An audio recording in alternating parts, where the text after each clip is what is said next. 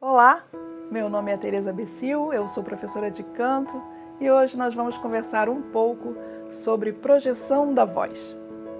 Muitas pessoas sonham em ter uma voz mais forte, mais potente, ter aquele vozeirão, e elas acabam confundindo voz projetada com voz gritada. E são duas coisas completamente diferentes e produzem resultados completamente diferentes. Uma voz projetada é uma voz que preenche todo o espaço, como uma esfera sonora. A voz projetada se movimenta como se ela flutuasse, seja com grande ou pequena intensidade, ou seja, com maior ou menor volume.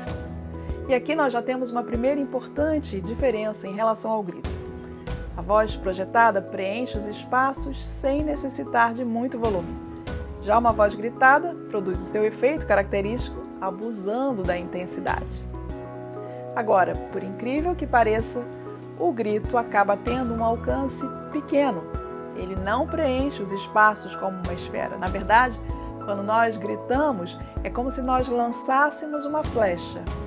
Quem estiver no caminho da flecha vai ser atingido por aquele som, mas o grito não preenche o espaço como uma voz projetada consegue fazer.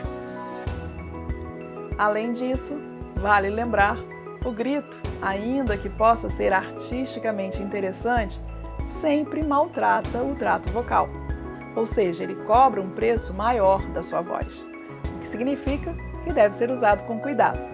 Dependendo da resistência de cada um, o grito repetitivo pode até mesmo lesionar a voz.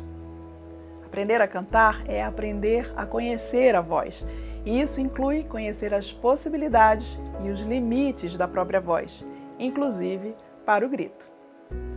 E por falar em conhecer os limites da nossa voz e também no uso artístico de uma voz gritada, cabe aqui contar uma história. Na gravação do primeiro álbum dos Beatles, eles gravaram todas as músicas de uma vez, gravaram direto.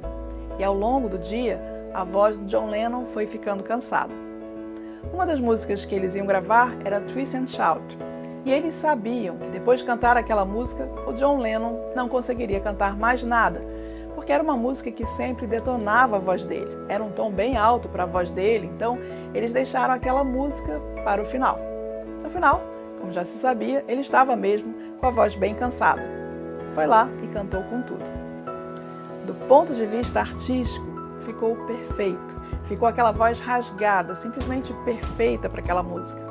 Claro que naquele dia ele não conseguiu cantar mais nada, mas o registro estava feito e resultou na melhor gravação dessa música. Uma gravação fantástica.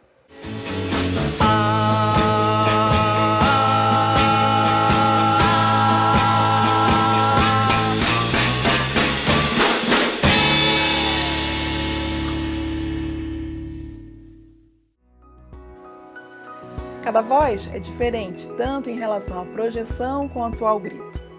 Algumas pessoas já têm uma voz naturalmente projetada, o que, diga-se de passagem, nem sempre garante uma voz bonita, mas isso já é um outro assunto. O ponto é que, mesmo que você não tenha uma voz naturalmente projetada, você pode treinar para ganhar essa qualidade. Com um bom treinamento, você pode conseguir projetar melhor a sua voz, conseguir falar e cantar com um alcance maior, com mais intensidade, com maior domínio, e tudo isso protegendo a sua voz.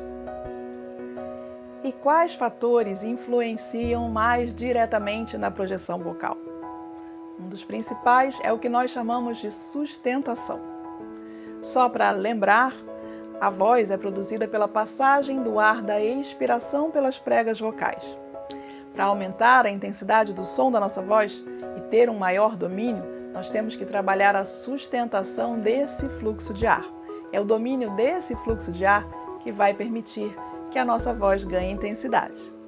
Mais importante ainda, esse domínio vai permitir que a nossa voz execute nuances de intensidade, o que significa aprender a cantar variando a intensidade do som, de música a música, de frase a frase, ou até mesmo dentro de uma mesma palavra.